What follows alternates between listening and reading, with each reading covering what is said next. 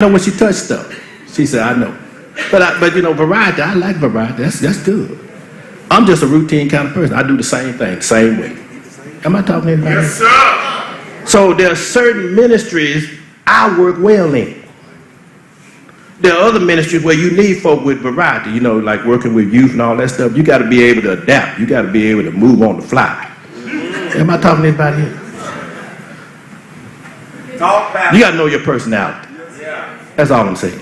And usually the Lord is, in his wisdom, puts folks that are different together. That's right. They help us because you need some variety in your life. Routine all the time is boring, monotonous. Am I talking about it? Sometimes you got to shake things up. You got to go looking for fire and stuff. Anyway, E. Let me move on for I'm already in trouble. E, you need to know what are your experiences. All of us come with a different set of experiences. It doesn't matter where you grew up, doesn't matter what kind of family you grew up in, what city, what area you grew up in. You have unique experiences that God has used to help shape you. Some of us, grew up in the country.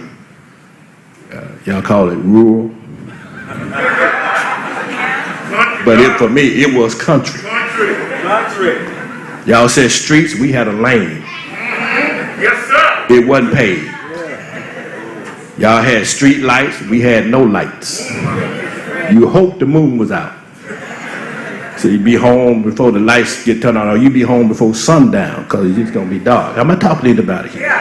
But all of that shapes you and gives you experiences that God uses now to help fit you in order to function for him. We bring all of that together, and he wants all of that and all of our shapes to come together and for us to discover, develop, and deploy our shapes for service in his body called the church. You got to discover, you got to develop, and you got to deploy. That's not the 3 points. That's just 3 points in the intro. And so we need to value unity and diversity.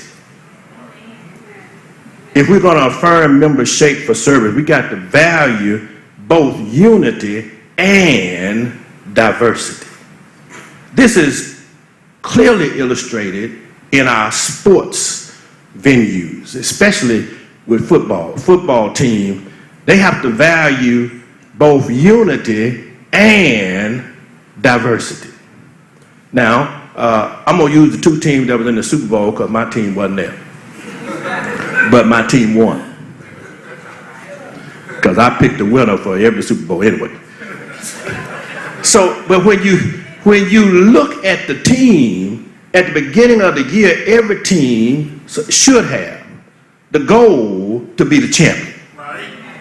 Now, some of them know it's probably not going to happen, but that's their goal.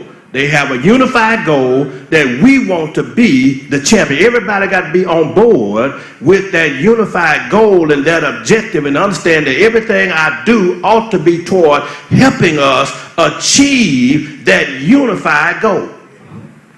But in order to do it, we have to also value the fact that we need diversity in order to accomplish this unified goal, and we got to all know where we fit and how we function.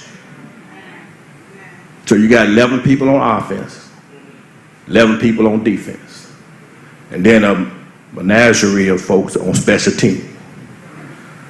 But you need everybody to do their part. And no one member can play all of the positions. Right. Yes, sir. So you got to be comfortable in your position. You got to be in the trenches if that's where you play.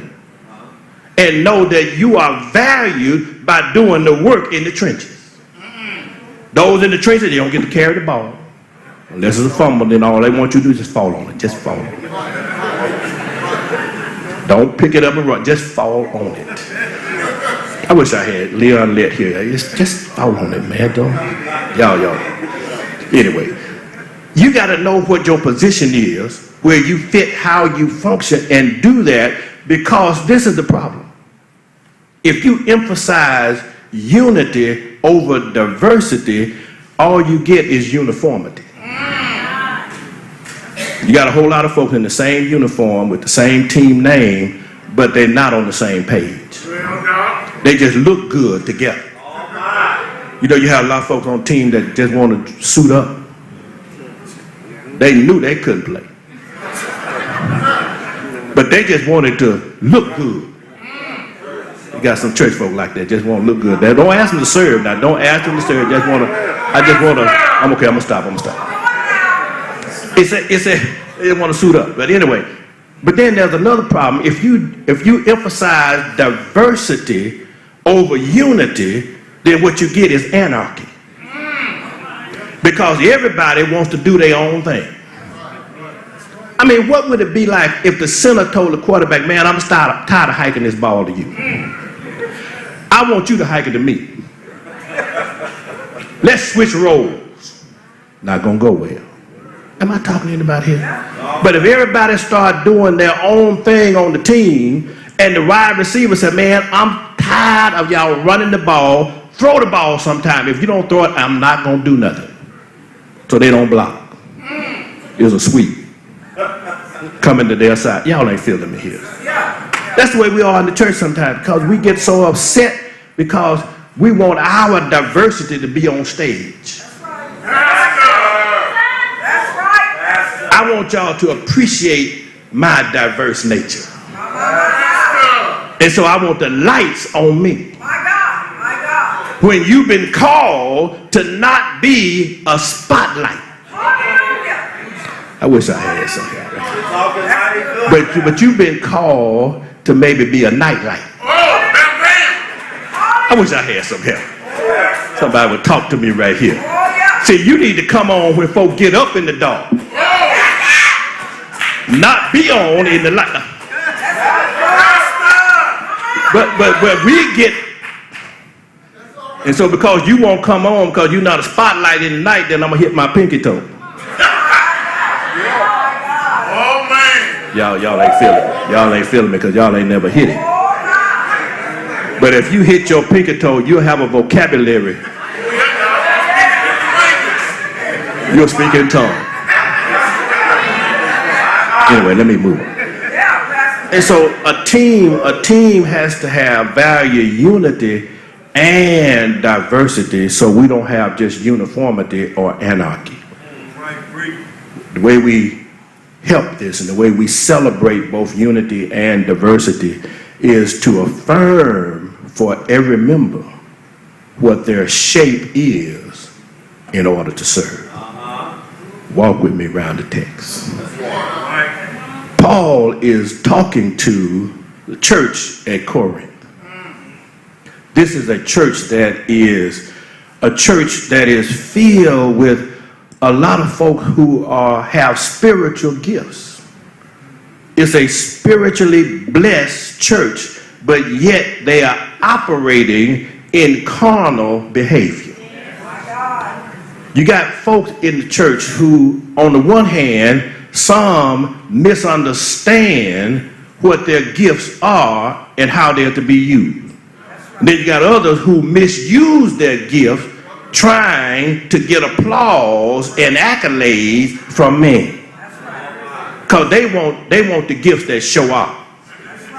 Am I talking to anybody here?